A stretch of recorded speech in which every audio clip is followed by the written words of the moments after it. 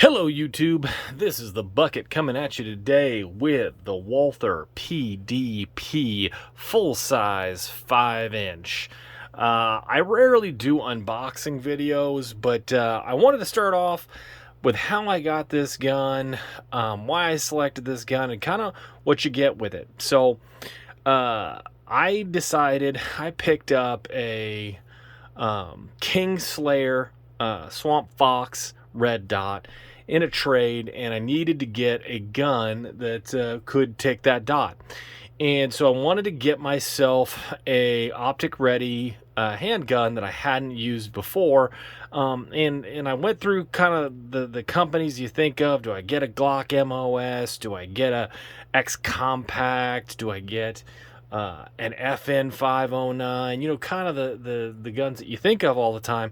And I always forget about Walther. Now, Walther is a company that's been stooped in history, and I really want to get into all the historical stuff with the Walther company with a more appropriate historical firearm. But I picked up this puppy right here. It was right around that $550 mark. Now, that's before FFLs, before shipping fees and things like that. And so when I got it, the first thing you notice is it is a quality case. It's clamshell, and it's got good texturing. It's got the Walther banner on it. You open her up, and you end up with two 18-round magazines. You get the worthless loader. You get your little red flag. You end up with the tools that you need for the red dot, which is all nice. Set up there. You get a couple of different back straps with the small, medium, large to put on that gun. You get your gun lock, and then of course you get the gun, which is wrapped in that plastic bag. And I'm that type of guy that I end up keeping all of it, even the plastic. Then you end up with your manuals and stuff of that nature. No bullet casing, which is kind of sad. They used to do that. So then you look at this pistol, and it's just a nice looking firearm, just all around good looking firearm. The Walther PDP is basically a revamped Walther PPQ. And I've done a video on the Walther PPQ. I'll put a link in the description down below, or you can just look it up if you would like to.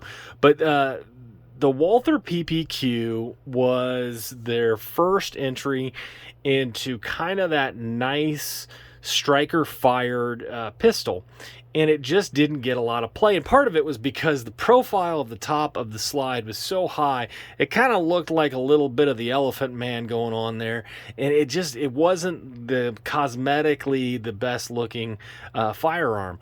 But in a lot of ways, it was superior to a lot of the guns on the market, the Smiths, the Glocks. It was a lot like, and a lot of people think it was pretty much just a straight copy of the VP9, or the VP9 was a straight copy of the Walther. And it was a good firearm, and it was known for just an amazingly light, buttery trigger, to the point where they actually put in the manual they didn't recommend for conceal and carry use because they were so nervous that the trigger was so light. So as striker fire was going to be the way that everybody was going to go, and they want that people were just going to keep getting more and more of these, they took the Walther PPQ and decided that they were going to cosmetically change it and make some improvements on it. And that's what you have here. Now, this is the 5-inch model. This is like a home defense firearm, a race gun. I mean, it is a big old bear. But when you pick it up, the first thing you notice is it's just weighted really, really well. There's a lot of steel on the front of this gun, and you don't feel it. It just feels really, really well balanced. Then you get to the grip. Now, when I gave this to the UGD, when I gave it to Mrs. UGD, when I gave it to the Goat Whisperer, everybody grabbed it and said, oh, that's a really, really aggressive texture. I don't feel that it's too aggressive. The FN9, I thought was a much more aggressive texture. Now, this is going to have an aggressive texture. It is going to have some contouring on it that does feel really nice in my hand. I like it a lot. And when everybody shot it, nobody complained about it when they were actually firing it. Now, could this be a little abrasive on the muffin top and a conceal and carry inside the waistband? Maybe. It is a pretty big gun to conceal and carry inside the waistband, but it can be done. But the grip is just really, really good. And I like right here, if you notice, they contoured up both of these sides on the back tang of the gun. And I find that because my fat hands, that sometimes I'll get a little sore here on the knuckle, a little sore over here, just simply because of a squared tang on the back. It's really, really easy to get to the ambidextrous slide release, slide stop.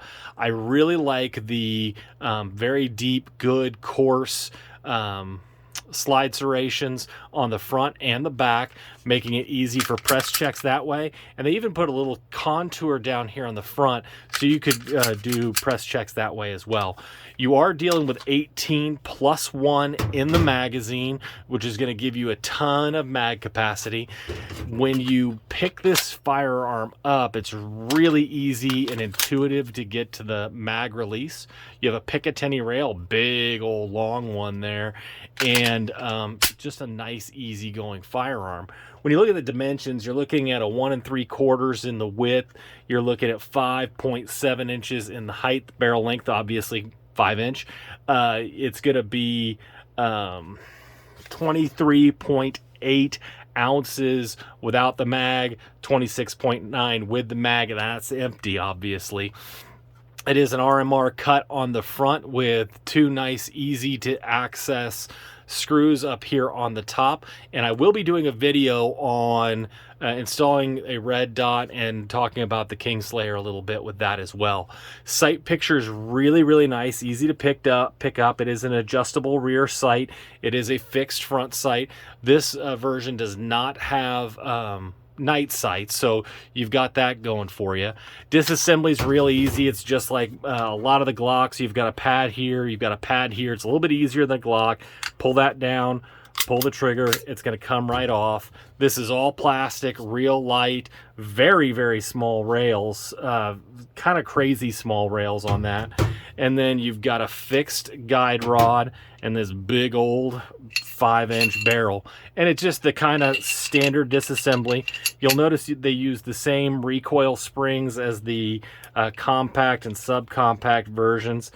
So you're going to end up with a normal size guide rod, and then you just put her right back on.